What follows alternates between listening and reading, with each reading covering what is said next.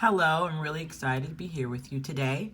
And I'm excited to be interviewing you, and I wanted to know if I can ask you a few questions. Sure. So, could you explain your background and your childhood and what led you to be so successful today? Sure, I'm happy to talk about my upbringing. Well, I was born and raised in Jamaica on the island. It's a beautiful island. I was born hearing, had a normal childhood. Of course, Jamaica. Well, the economy is really tough. There's many people that struggle financially, economically, and my family was poor. However, we still had a great childhood. I became deaf when I was at the age of 8, and that was really a life changing experience for me, specifically in a country where there was no civil rights laws or protections for people who had different disabilities or those who were deaf. So it was really a very personal plus very really impacting experience for me and for my family as well. I struggled with society's perception of who I was as a deaf person and seeing that they didn't understand how to deal with my new identity as a deaf person. And it was almost like they weren't sure how to approach my education. Therefore, they decided that I couldn't return to school when I became deaf. Of course, I became deaf over the summer, in August, and by the time September came, my family and the school had a discussion. And at that point, they decided they couldn't send me back to school because I was deaf, meaning they couldn't accommodate my needs. And in that country at that time, there weren't many deaf schools, specifically where I lived. Of course, that was a common thing there. Several people who were deaf, they lived in the country, and the only way they could attend a deaf school is if they had relatives or friends who lived in a town that was close to the school. They were able to live with family and friends. Of course, I wasn't able to attend that school. They took me out for 2 years because I didn't have family and friends who lived close to the school. I'd love to explain more, but at that time, really the most important thing is that it gave me resilience. I had to find hope in a place where there was no hope. Find blind faith, basically. Some way to achieve my goals and find a bright future for myself. So my story can be really long.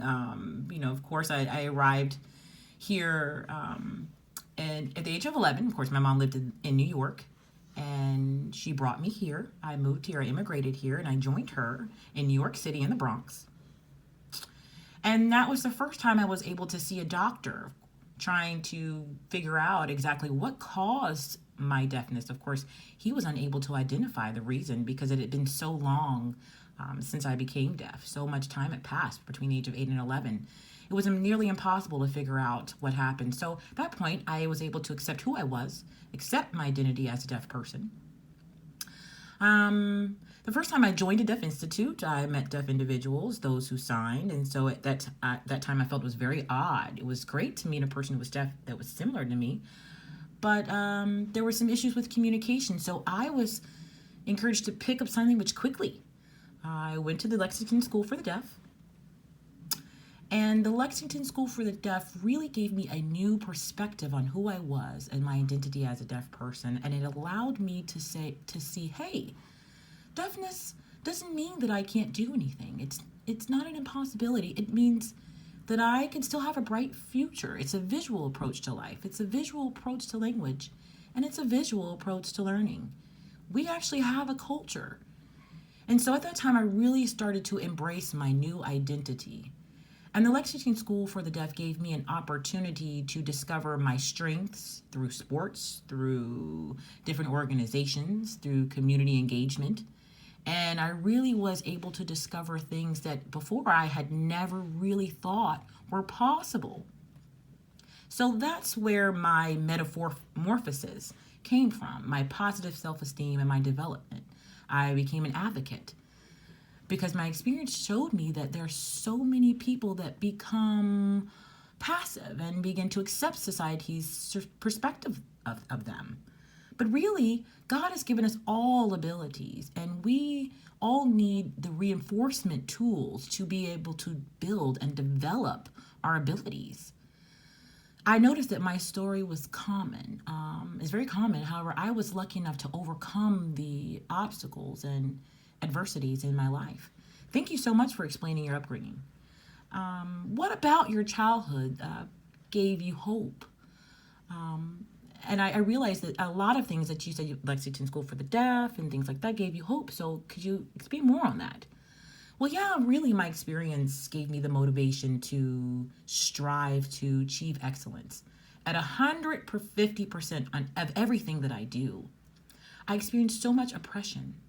I was kept at home. I was isolated with my peers were often going to school daily, and I really envied that. I really wanted to do that, and a lot of people told me that I couldn't.